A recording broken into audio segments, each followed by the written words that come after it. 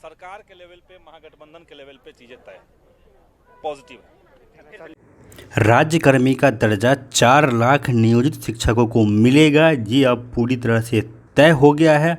अब बाकी रह गया है तो सिर्फ इतना कि जो टेक्निकल चीज़ें इसमें हैं, जो कानूनी दांवपेच है, इसको लेकर के जो अधिकारी हैं शिक्षा विभाग के और बिहार सरकार के, इनको आपस में बैठ कर के मीटिंग करना है और इस चीज़ को देखना है कि किस तरह से इसका जो अमली जामा है इसको पहनाया जाए। रही बात, ये घोषणा अभी नहीं हुआ है, घोषणा कब होगा तो इस बात की संभावना जताई जा रही है कि आने वाले 15 अगस्त के दिन गांधी मैदान से माननीय बिहार के वर्तमान मुख्यमंत्री जी नीतीश कुमार इस चीज़ का घोषणा कर सकते हैं कि हम एक साथ 4 लाख नियोजित शिक्षकों को एक बड़ा तोहफा दे रहे हैं आज के इस दिन में।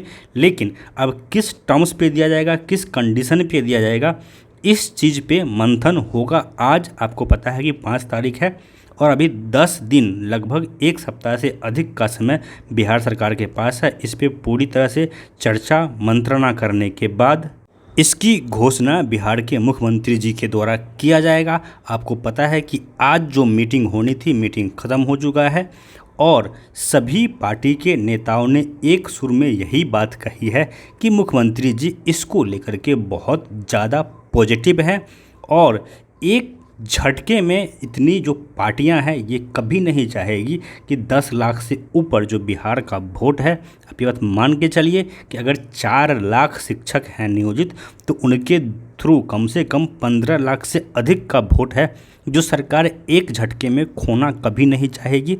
और यही कारण है कि सरकार ने जो भी नियोजित शिक्षक है उनसे ये कहा था, आप धैर्य रखिए, आपकी बातों पे विचार ज़रूर होगा। और आज विचार हुआ है।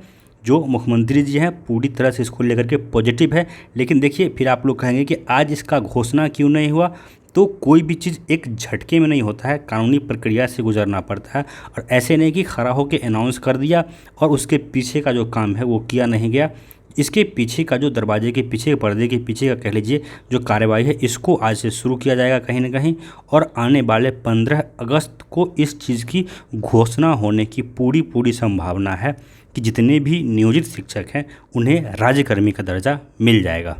एक बात जो मैं बार बार कहता हूँ, यहाँ फिर से मुझे उस बात को दोहराना पड़ेगा, मैं मजबूर हूँ कि कुछ चोर चंडाल दलाल लोग हैं, इनके लिए ये शब्द भी अब बहुत छोटे पड़ गए हैं।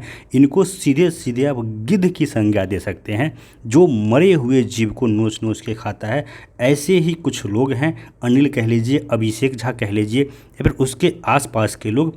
आज देख लीजिए, इतनी बड़ी मीटिंग हो रही थी माननीय मुख्यमंत्री के साथ और जो सो कॉल्ड कहते हैं कि हम चंगू मंगू जो हैं, जो कहते हैं कि हम नेता हैं एसटीडी के और ख़ास करके मेरिट के, इन लोग से इतना भी नहीं बना कि जा करके कम से कम रिक्वेस्ट करवाएं इन नेताओं से कि नहीं कुछ करिए, कम से कम जो बीपीएससी में बैठ रहे हैं निगेटिव मार्किंग ही इनका हटवा दीजिए। निगेटिव मार्किंग नहीं हटवा सकते हैं तो कम से कम जो सिलेबस है वही अनाउंस करवा दीजिए।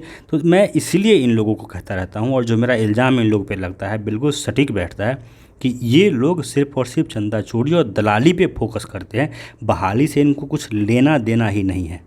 लेकिन अब इन बातों का कोई मतलब नहीं है। जो शिक्षक अभ्यर्थी हैं, आपको बीपीएससी को फेस करना ही है। कुछ पापियों के पाप का जो गुनाह है आप लोग को भी भुगतना पड़ेगा। लेकिन जो नियोजित शिक्षक हैं उन्हें अब देखना यह है कि सीधे राज्यकर्मी का दर्जा मिलता है या फिर राज्यकर्मी का दर्जा देने के लिए सरकार कुछ टर्म्स कंडीशन लगाती है।